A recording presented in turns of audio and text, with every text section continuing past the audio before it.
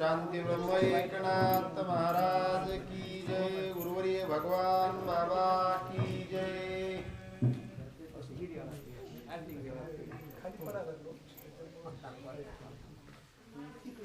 प्राण पान प्रयुक्ती चेतना जे इच्छा शक्ती तिने चेतविली इंद्रिय वृत्ती देह स्फूर्ती आठवली। प्रभु रामचंद्र भगवान की जय। पवन सुत हनुमान महाराज की जय। गुरु ब्रह्मा गुरु विष्णु गुरुदेव महेश्वरा गुरु साक्षात परब्रह्म तस्मै श्री गुरवे नमः। जयाचे क्रिया स्मरण होय सकल विद्येचे अधिकरण ते स्मरोनी श्री चरण श्री गुरूंचे ते नमस्कारुनी। आता रामकथेला सुरुवात करण्यात अगोदर येथे जमलेल्या मायबापांच्या चरणी माझा साष्टांग धन्यवाद। तसेच मायबाप ज्ञानवृद्ध तपोवृद्ध सर्वांच्याही चरणी माझा साष्टांग धन्यवाद। तसंच यूट्यूब वाले दादा त्यांच्याही चरणी माझा नमस्कार। मायबाप आपण रामायण ऐकत आहात आणि रामायण काय ऐकायचं? कथा ऐकता रामायण पूर्वज उद्धरती जाण पूर्वजांचे नवलपोन उद्धरेल त्रिजगती। मायबाप आपल्याला आपला उद्धार करून घेण्यासाठी नवे तर पूर्वजांचा उद्धार करून घेण्यासाठी मायबाप जर रामायण जर कथा सर्व ऐकली तर नागबळी सुद्धा करायची गरज नाही। एवढा हे भयानक प्रभू रामचंद्राची कथा आहे आणि पूर्वजांचा उद्धार होतो, आपला उद्धार होतो, नवे त्रिभुवनाचा उद्धार करण्याची ताकद या भगवंताच्या लीलेमध्ये आहे। आणि मग आपण कथा ऐकत आहात। कथा कोणती ऐकत आहात? सुंदर कथा सांगितली तात्यांनी दादांनी सगळ्यांनी सांगितली की बाबा ज्याच्या त्याच्या मतानुसार आणि अशी सुंदरशी कथा सांगितली आहे आणि ही कथा माझ्याकडे आलेली आहे ते सांगण्याचा मी प्रयत्न करते। मायबाप कुंभकर्णाला जागृत करायचं आहे आणि मग अनेक उपाय केले रावणानं परंतु काहीच त्याचा उपयोग झाला नाही। मग त्यावेळेस अप्सरा असणाऱ्या अप्सरेला सांगितलं की बाई तुम्ही जा आणि तुम्ही तरी जाऊन काही प्रयत्न करून कुंभकर्णाला उठवा।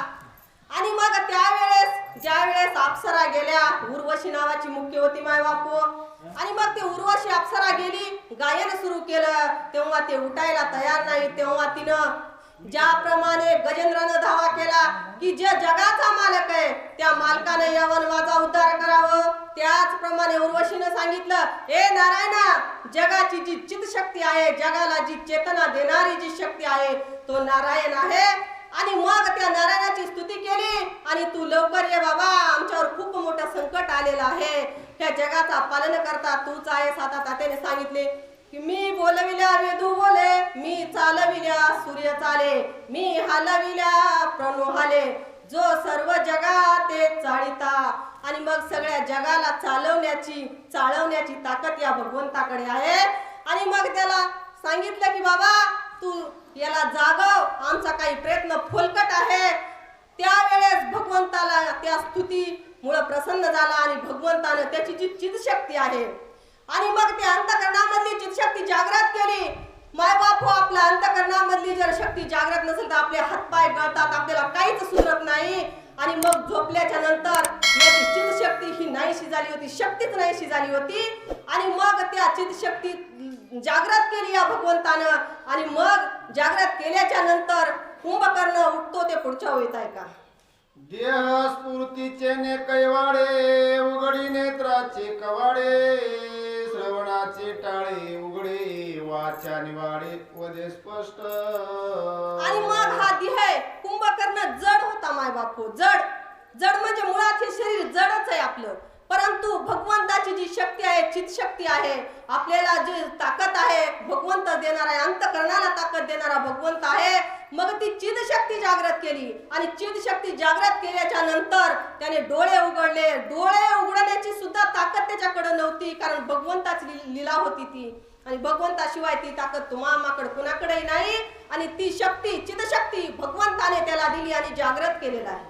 प्राण परिचारित ग्राणी सावधानता सकळ करणी बुद्धी बोधव्य बोधोनी संकल्प मनी चेतविला। आणि मग माणसाला पंचप्राण असतात मायबाप आता ते पंचप्राण आहेत त्याच्यापैकी जे यान अपान प्राण आणि हे जे पंचप्राण आहेत याच्यापैकी चितशक्ती हा जो प्राण आहे स्मृती असणारा हा जो चिदशक्ती प्राण आहे, हा प्राण जागृत झाला आणि मग तो भानावर आला आणि भानावर आल्याच्या नंतर नेत्र उघडलेले आहेत कुंभकर्णाने. एक निशंक सुंदरा चंदन चर्चिती निशाचरा, एक घालिती विंजन वारा, एकी राक्षंद्रा थापटिती. आणि मग जो पर्यंत जागा नव्हता तोपर्यंत सुळानं मार, मुसळानं मारा कुठा चालू होता. मग ज्या वेळेस त्याने डोळे उघडल्यावर जर याला मारायचं काय सोपं होतं का? अजिबात नाही, सोपं नव्हतं. त्याला न मारता काहीच न करता तो माणसं गिळीत होता. असा अवाढव्य मूर्ती होती आणि त्याची. आणि मग ते ज्या वेळेस जागृत झाला, डोळे उघडले, तेव्हा कुणी थपटायलं, कुणी व्यंजन वारा घालू लागलं आणि त्याला प्रसन्न करण्याचा प्रयत्न करू लागलेले आहेत. गीत वाद्य स्वर सुस्वर प्रमाद गायन अति मधुर, ऐकोनी उठिला निशाचर अति दुर्धर भयानक. आणि मग तो राक्षस उठला म्हणले, पण उठल्याबरोबर त्याने काय पाहिलं? गंधर्व गायन करीत, अप्सरा आहेत, गायन करीत आहेत आणि आजूबाजूला सैन्य जमाव आहे. तो कुंभकर्णाने पाहिला आणि मग पाहिल्याच्या नंतर काय करतो तो पुढच्या वेळी. उग्र क्रूर भयानक दृष्टी, कटी काळ चळी कापे पोटी, प्रमाद पळाल्या उठा उठी, सैन्य बारा वाटी पळाले. आणि जोपर्यंत जागा नाही तोपर्यंत प्रयत्न सर्वांनी केले, पण ज्या वेळेस हा जागा झाला त्यावेळेस सगळे इकडं तिकडं पळू लागले. अप्सराही पळून गेल्या, सैन्य सगळं आजूबाजूला पळून गेलं. भयानक मूर्ती होती ती आणि ती पाहिल्याच्या नंतर भिवून सर्व पळापळ या सैन्यांची सुरू झाली. जांभया देता निशाचर, जैसे उघडले पाताळ विवर, तैसे मुख पसरिले दुर्धर अति उग्र भयानक. आणि मग ज्या वेळेस हा कुंभकर्ण जागा झाला त्यावेळेस त्यानं जांभळी दिली. म्हणले नाथमाऊली सांगतात की ज्याप्रमाणे पाताळाचं विवर उघड व्हावं की काय, पाताळाचं विवर उघड झाल्याच्या नंतर भयानक भ्यासूर दिसतं, तशी ही अवस्था या मुखाची या कुंभकर्णाच्या दिसू लागली. विजू तेजाती कडाडी, जीवा लकलकीत तांबडी, कराळ विक्राळ दाडांची जोडी, प्रळय अग्निपाडी सतेज दृष्टी. आणि मग नाथमाऊलीने कुंभकर्णाच्या तोंडाचं वर्णन करायला सुरू केलं की त्याचं तोंड कसं होतं, दाताळी कशी होती आणि मग जीवाची असणारी जीभ जी आहे ती तांबडी होती आणि लखलखीत होती. ज्याप्रमाणे वीज कडकावा आणि त्याप्रमाणे जसे ती लाल दिसती तसा ही अवस्था या जिभेची होती. असा भ्यासूर असणारा या रावणाचा भाऊ जागृत झालेला आहे. भयानक रूप भयानक दृष्टी, अभयानक सर्वांगाची पुष्टी, परम भयानक उठिला सृष्टी, कापती पोटी सुरसिद्ध. आणि असं भयानक असणारी मूर्ती ही उठून सावध झालेली आहे आणि उठून उभी राहिली तेव्हा सगळे देव सुद्धा घाबरायला लागले. मायबापू सैन्य तर घाबरतच होते, परंतु देव सुद्धा घाबरत होते. सर्व पळापळ या सैन्याची आणि या देवगणांची पळापळ सुरू झालेली आहे हे भ्यासूर मूर्ती पाहून. प्रबोध झाला कुंभकर्णा, राक्षस सांग येती रावणा, प्रवेशोनी लंका भवना, सभास्थानाती आले. आणि मग माहित झालं की हा जागृत झालेला आहे तेव्हा सगळे सेवक रावणाकडे जाऊ लागले आणि रावणाला जाऊन सांगू लागले की रावणा हा कुंभकर्ण जागा झालेला आहे. ही बातमी घेऊन सेवक गेले, परंतु मायबाप जागृत कुणी केला होता? जागृत हे नारायणानं केलता, भगवंताने केलता, परंतु हे स्त्री आपापल्याला घेऊ लागले आणि जाऊन त्या रावणाला सांगतात. सिंहासनी दशन दूत घालती लोटांगण, प्रबोध पावला कुंभकर्ण, कर जोडोनी सांगती. आणि मग त्या रावण सभेमध्ये बसलेला होता लंकेमध्ये आणि सभेमध्ये सिंहासनावर बसलेला रावण सेवक आले, त्यांना प्रणाम केला, लोटांगण घालू लागले की बाबा तुमची सेवा आम्ही केली, तुमचं काम आम्ही केलं, असं त्या राजाला रावणाला सेवक सांगू लागले. उर्वशीचा चमत्कार विनाश जोनी सुस्वर, प्रबोधिला निशाचर महावीर कुंभकर्ण. आणि मग सेवक सांगू लागले की उर्वशी जी अप्सरा होती तिने चमत्कार केला. म्हणले आम्ही एवढे प्रयत्न केले परंतु हा कुंभकर्ण जागा झाला नाही, परंतु उर्वशीने येऊन चमत्कार केला, भक्ताने चमत्कार केला. मायबापू जेव्हा देवाचं नामस्मरण करतात तेव्हा देव भक्तावर संतुष्ट होतो आणि कोणतंही कार्य भक्ताच्या हातून घडतं. चाले हे शरीर कोणाच्या सत्ते, कोण बोलवितो हरिवीन. मला इथं बसण्याची सुद्धा या स्टेजवर बसण्याची सुद्धा ताकद देणारा तो भगवंतच आहे, बोलून घेणाराही तो भगवंतच आहे. मग अशा प्रकारे त्या भगवंताने त्याला जागृती आणली, तो जागा झाला आणि सेवक रावणाकडे जाऊन सांगू लागले. रावण सांगे दुतासी परमशुद्धा कुंभकर्णासी, तृप्ती भोजन देवोनी त्यासी मजपासी मगा नवा. आणि मग रावणाला ज्या वेळेस सांगितलं तेव्हा रावणाला संकट वाटलं. माय बापू, एक चांगली गोष्ट झाली, कुंभकर्ण उठला, हे चांगलं झालं, परंतु याची भूक काही लहान होती का? 6 महिन्याची भूक होती माय बापू. आणि एवढ्या मोठ्या अजगराची भूक लहान असणार आहे का? आणि मग रावणाला चिंता पडली, बाबा रे, ह्याला आधी काय करावं लागेल? आधी जर सभेमध्ये बोलावलं तर येता येता सगळी लंका भोर खाऊन टाकीन एवढी, कारण त्याची सुदाच तशी होती, त्याची भूकच तशी होती.